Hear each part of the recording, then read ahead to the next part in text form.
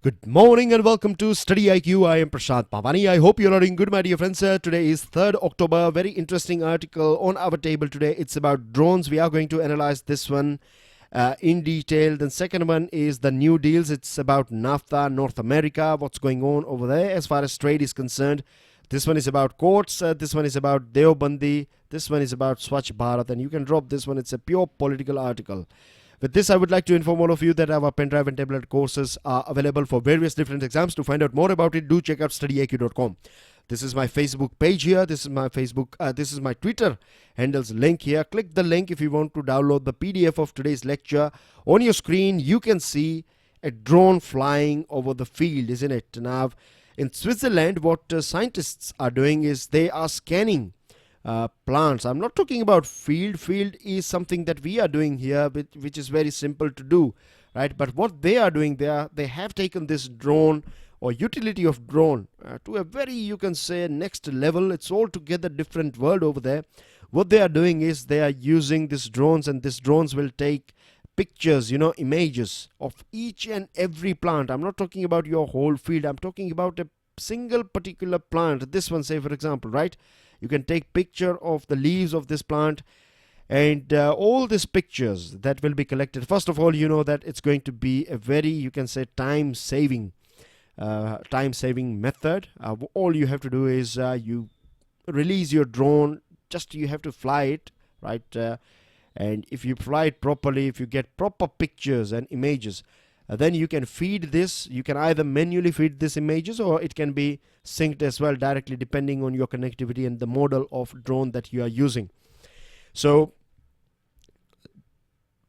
let's make it short here. Your pictures are there in your computer, and now you have a program that will go through, that will analyze all these pictures, and based on this analysis, you will come to know exactly which particular plant is sort of running deficit as far as nitrogen is concerned, and you can then provide a proper dosage, how much exact nitrogen is required and things. So it's a very, you can say, micro analysis of each and every plant, and something that is outstanding, or I would say something that is that can work as a big boon for the farmers of our country, because we know that our country is one of the top country that will get affected. We are very vulnerable to climate change. And this climate change is going to impact our food production, food security, and other things. So if we have this sort of methods, then this is going to be a big boon for us. Now, this is one point of climate change. The other angle that we can see is about our yield, right? We can have maximum yield with this thing. We can have, farmers, they would be able to save they will save huge amount of money because of your input. You know exactly what you need for your particular plant, pre-plant or pre-planting your, or after harvest, post-harvest, pre-harvest phase. When your fields are basically empty at that point of time as well, you can do soil analysis with the help of so there are so many things you can do with the drone, right? So that's what they are doing. So this is just one thing about agriculture. Now, it's not just limited to agriculture. There are so many things. If I give you some food for thoughts, then we can have an eye in the sky, or this drone that will look after our security, traffic management. You can chase bootleggers and drug peddlers and other sort of organized crimes. You can keep an eye on this thing. If there are any functions going on, high security is required, then you can have drones in the sky that will scan this area, and we are using it for entertainment purpose, for marriage functions and other things that drones are used, isn't it? So I'm sure there are so many other things that we can do. There are so many countries, they are working on these mini airports where these drones, big drones, they can carry people, 1 or 2 or maybe 4 at a time, just like a car. So you can see we can have this drone taxis as well. I mean, of course, we are lagging behind. That's what this article is all about. As you can see, a flight path with obstacles. That's what the title of this article is. So it's basically talking about the hurdles that this drone industry is facing in our country. But anyways, as far as utility of this drone is concerned, it can be used for various different purposes, isn't it? If you have something in your mind, then do let me know in the comment section. Other utility, if I have missed something or something that is very interesting. Now, Civil Aviation Minister Suresh Prabhu, he talked about this thing. I have covered this item in PIB analysis. We talked about this thing, and he said that the drone market is the potential of drone market in our country is somewhere around $1 trillion. That's a big market that we are talking about. But in the same breath, or you can say the next statement that was delivered by Suresh Prabhu was this one, that India's security environment necessitates extra precautions, and this extra precautions, or this layers of precautions that we have, are too much, and too, you can say, they are a big headache, these precautions for this drone industry. Because if you want to fly a drone in our country, basically you need to do paperwork. You have to be very good with paperwork. You have to go through so many forms and other things. We have some 5 categories, like you have nano, micro, small, medium and large, and the maximum, or you can say the little regulation that we have, right, or maximum freedom that you get is in this nano category, that is limited to up to 50 meters of height. So, but that does not mean that if I say that little regulation, we are talking about 1 or 2 pages of form that you have to fill up. Then every drone will have a unique identification number, which is logically all right. Just like our cars or motorcycles, we need to have this UIN for our drones. That's a clear thing. If you have some sensitive areas like army area or naval base or something like that, or if you have some ministry or secretariat, then of course we can declare them as no flying zone nearby airports, and the path of your flight, all these areas can be declared as no fly zone. That's logical, that's fine. But what about this extra forms that you have to fill up, and more submissions, documents that are required? If you want to fly a drone below 200 feet, then as well you need 24 hours prior permission from your local police station. This is minimum, right, that you have to apply. It may take 1 week or more than that as well. Now just imagine the scenario of the hurdle that is faced by people who are associated with this industry, manufacturing of drones, and all those technologists and researchers who are working on this field. They face a huge amount of problem, because every day or every they have to take permission, and they have to go through this thing, and huge amount of money is being wasted on this thing as well. Because government has, if you want to try and test this drones, then you have to go into some identified areas for testing, and these are far away, so it's going to cost you. You have to take everything from your huge amount of goods you have to transport from one place to another if you want to try this drone. So it's adding more cost. The money that we should be spending or utilizing for more research is being wasted from going here and there.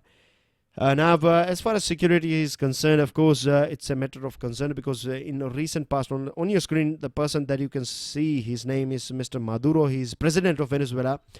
And whilst he was giving this speech, a sort of attack took place. And this was conducted with the help of this drone. But luckily, nothing went wrong. Everything was all right. Everything was under control. But this sort of things are there, right? It is possible. But we can also counter this sort of unwanted drones with the help of this, some, say, for example, protective or security drones that will, catch up other drones. And if any drone is approaching nearby this sort of no-fly zone area, then these drones can attack, and in mid-air attack and capturing them, or, all these things can be done. Then we have to, if we are going to allow it to use it in our city area or town area, then we have to make sure that drone failure or drone accidents do not hurt people who are there on our street. If we find something dropped by a big drone, a big cartoon or something, then that's going to hurt so many people. So this sort of accidents, we need to have proper training, or you can have fixed routes of drones, right? There are various things that we can work on it. So we need more heads. Brainstorming can be done on this thing. How we are going to deliver things and people from one place to another. What about accidents? How we can avoid them? How we can promote a culture of a drone, or how India can become a drone hub for the whole world. Because here you can see China's drone economy, manufacturing and development will be worth 9 billion in 2020. USA 2.5 billion by 2023. Here Suresh Prabhu is talking about 1 trillion industry. So it's a huge potential, and I'm sure this technology is going to change the way things are going on in our country. It's going to be, say for example, just imagine, right, if you find a place or a street where we find that or crimes are reported, like for safety of women or something, you can have some couple of police drones, isn't it, on that area flying. If someone is passing by, then the drone will come in action. Then the drone can be landed or kept in a standby mode on a nearby tree or something, where you can have some parking areas of drones and things like that. So there are so many things that we can do, and this will help us a lot, I believe. Parents, you can have some nearby school area as well. You can keep an eye on so many things that can be done. Right, so that's everything regarding drones. Now moving on to another item, it's about the new deals. It's about this NAFTA. So NAFTA is about Canada, USA and Mexico, and it stands for this North America Free Trade Agreement. Now let's go through some pros and cons of basic things about NAFTA.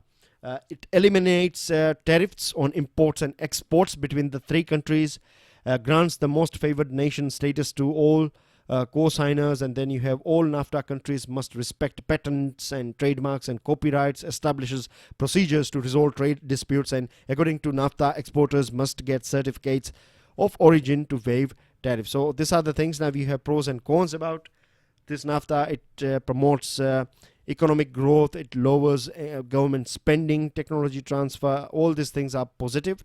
Negative is increased jobs outsourcing. Jobs will go from one country to another. Poor working conditions many a times in countries like Mexico, and degradation of natural resources. So all these things are cons about NAFTA. Now last Sunday there was a meeting between these three countries, and they have revised a trade agreement called USMCA. It is called US-Mexico-Canada Agreement. Makes some basic changes with NAFTA. It's not that they have, you can just say a little bit of changes here and there. Now earlier on, you know, this because under this protectionist regime of Mr. Trump, Mr. Trump and USA was not happy with Canada and Mexico, and they were not happy with this NAFTA at all. So this created a little bit of problem between all these countries, and these duties were imposed on Canada and Mexico, and he was talking about this duties on Canada and Mexico and things like that. So it was unhealthy for all these three countries here. So now they have decided that they are going to get rid of. USA is going to lower down, or it's going to be less aggressive when it comes to purchasing items from Canada and Mexico. So this is going to bring a bit of cheer on the face of people of Canada and Mexico, because they will be able to sell their products in USA. So good thing coming from this USMCA.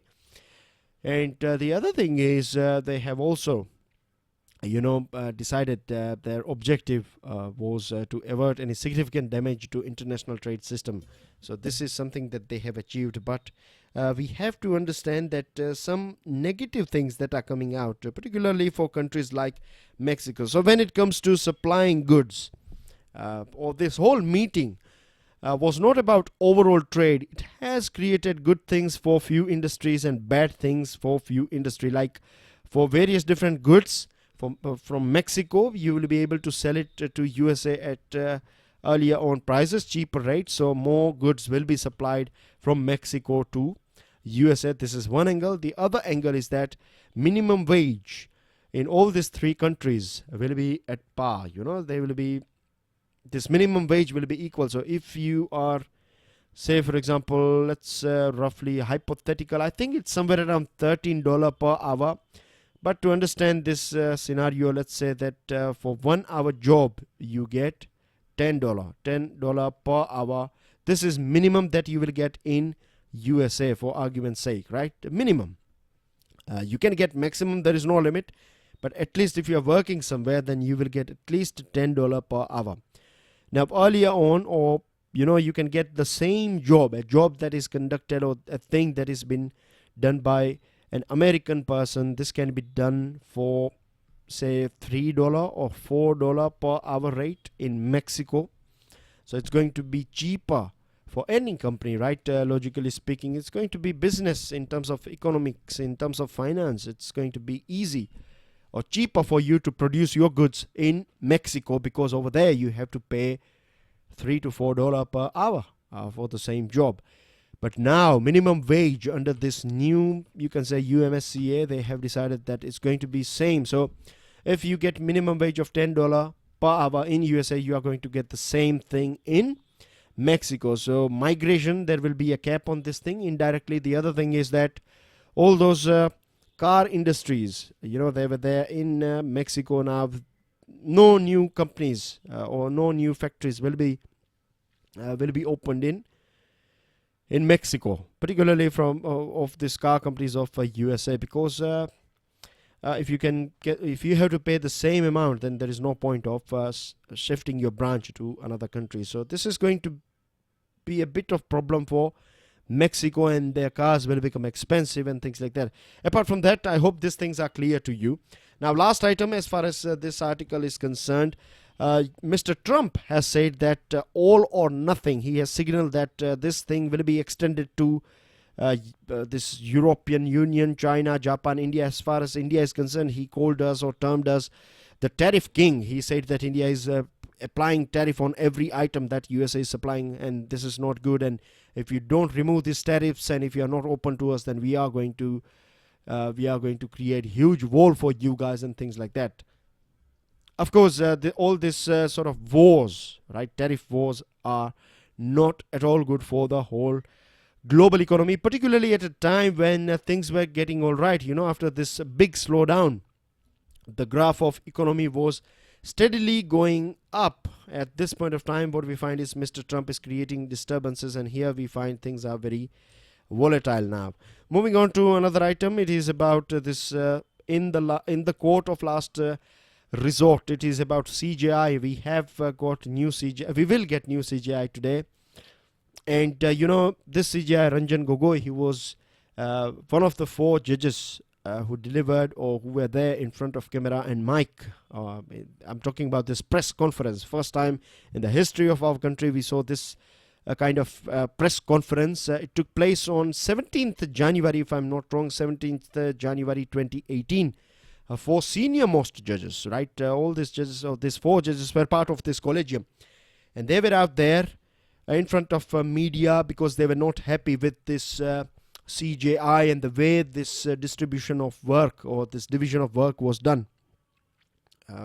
Case allotment, to be more specific.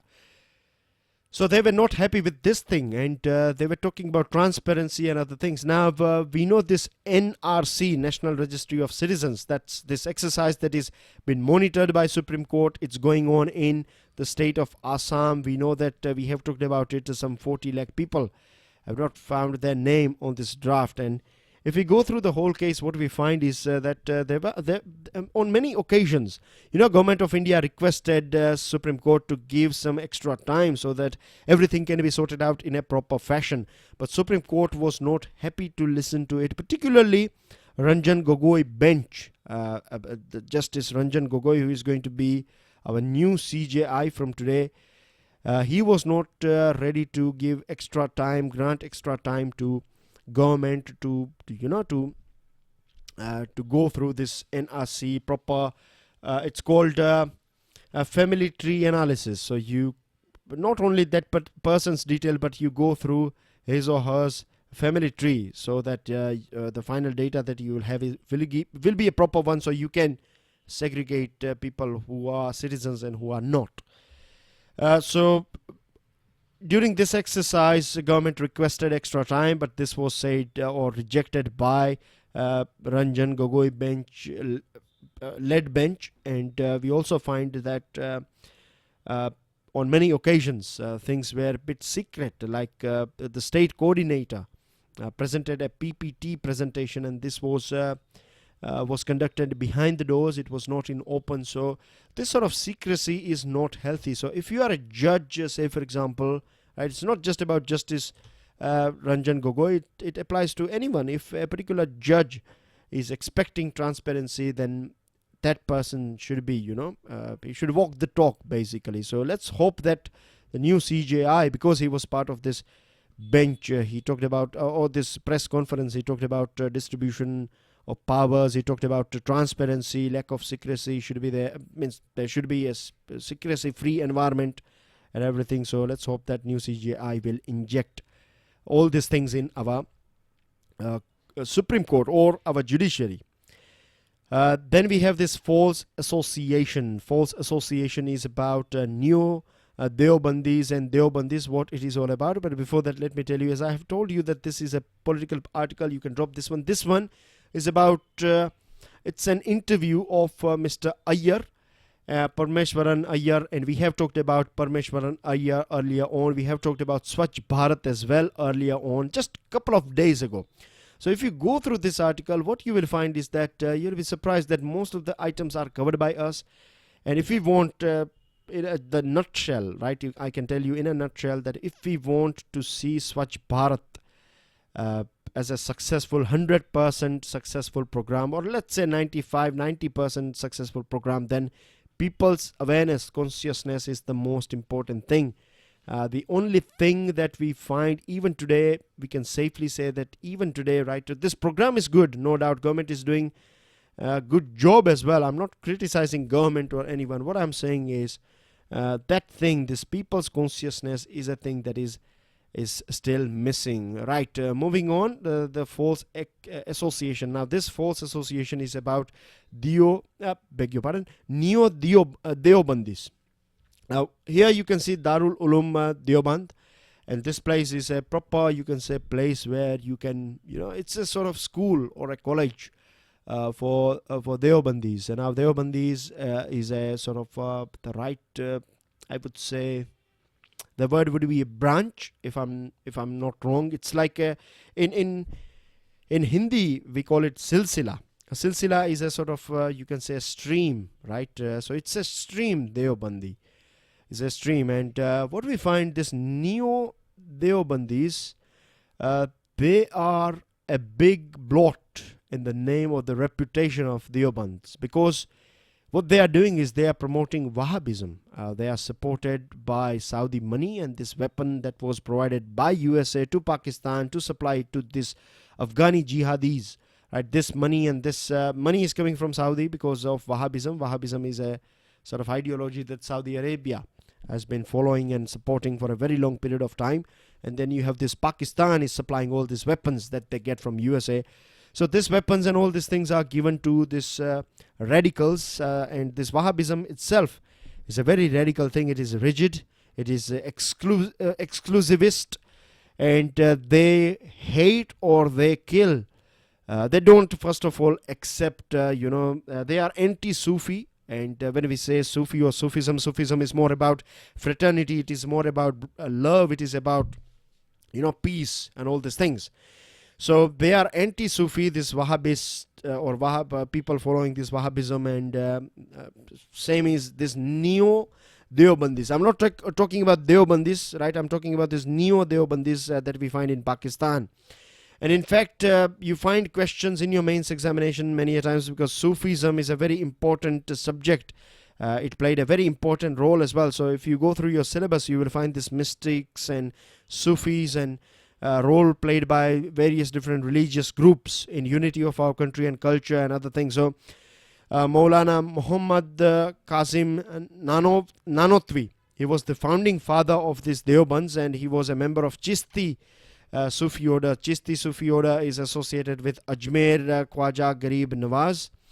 And so this Maulana Muhammad Qasim Nanotwi, he's the founding father, and they were not, you can say, for this separate country called Pakistan. In fact, this Deobandis, they played a very important role as well. They were uncompromising when it comes to opposing British rule.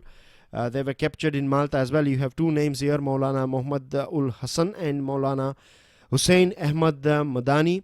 They were uncompromising, and they were opposing this British rule in our country. So they were thrown behind the bars in Malta. So they have played a very important, you can say, Deobandis, they have played a significant role as far as this freedom struggle is concerned. And they were never for Pakistan. When I say Pakistan, I'm talking about they were never ready for this separate country. They opposed this thing. They were for united and free India. So this neo-Deobandis, in the name of Deobandis, they are creating troubles for the people, for peace-loving people, and they are in fact destroying the name of Islam, at the same time Sufism, and they are promoting this idea of Wahhabism. So I hope this things are clear to you, because you may find questions, say for example in your mains examination, explain the role played by various different religious groups or religion, or you can say mysticism or Sufism in India's freedom struggle. Then you have a couple of examples here, isn't it? Moving on, dear friends, to news items. Farmers' rally turned out, it took a violent shape. So it's a very sad thing. We don't want to see this sort of things going on in our country. We want more proper, if protests, they should be peaceful. That's what I believe. That's what our law allows us. But it's sad that we find this sort of protests are turning into a violent protest. Change in mindset fueled Swachh Bharat success. Whatever success we have got is because of mindset changes. So that's right thing. 88 million year old isle and Carter to be a geopark. That's what Geological Survey of India is trying to do. We have some, this Lonar Lake in Maharashtra, St. Mary's Island, and then you have Malpe Beach in Karnataka. So all these three items are suggested by this GSI for this UNESCO's Global Geopark Network status. Rape survivor can't subvert trial. The turning hostile of a rape survivor should not deter a court from continuing with the trial, has been said by Supreme Court. Support Dhaka on Rohingya crisis has been said by United Nations Secretary General Antonio Guterres, who is in our country. And India sends relief material to Indonesia after this big earthquake followed by a tsunami. And tools made using light. So you have Arthur, Gerard and Donna. They have got this Nobel Prize in Physics this year. And to know more about this thing in detail, of course, you have this infographic. You can download the PDF and go through it. And if you want to know more about it, then my dear colleague Siddhant Agnihotri is going to bring out a special lecture on this physics, or how they got it and what are the things associated with this particular Nobel victory. So what it is all about and things like that. To find out more about it, do check out, stay tuned, right? I will share the video on my FB page and Twitter handle as soon as it is out. So make sure that you are following. If you are curious about this video, then make sure that you are following me on Facebook page or Twitter handle. And Mr. Modi has called for extending the membership of this ISA. The first meeting is going to take place in our country. And International Solar Alliance, we are founding member of this Solar Alliance. And Mr. Modi has said that at present we have 121 countries. We should have 193 countries on board. And it's for the benefit of the whole world. And he also said that the Solar Alliance is going to play the same role as this Organization of Petroleum Exporting Countries. With this, you have vocabularies here. This is your answer here of yesterday's map-based question. So IST stands for Indian Standard Time. And if you have not given the right answer, then help yourself with this map here. You can download and zoom it and find out the states from where you find this IST is passing through. And the question map-based question is this one. Can you give me the name of this water here? What is the name of the sea or ocean that you can see on your screen? And these are your answers. Flag was of Malaysia. Can you give me the name of the flag of this country? This flag belongs to which country? And here are your two new MCQs. That's everything in today's discussion. Make sure you share this lecture with other students. Enjoy your day. God bless you all. Jai Hind.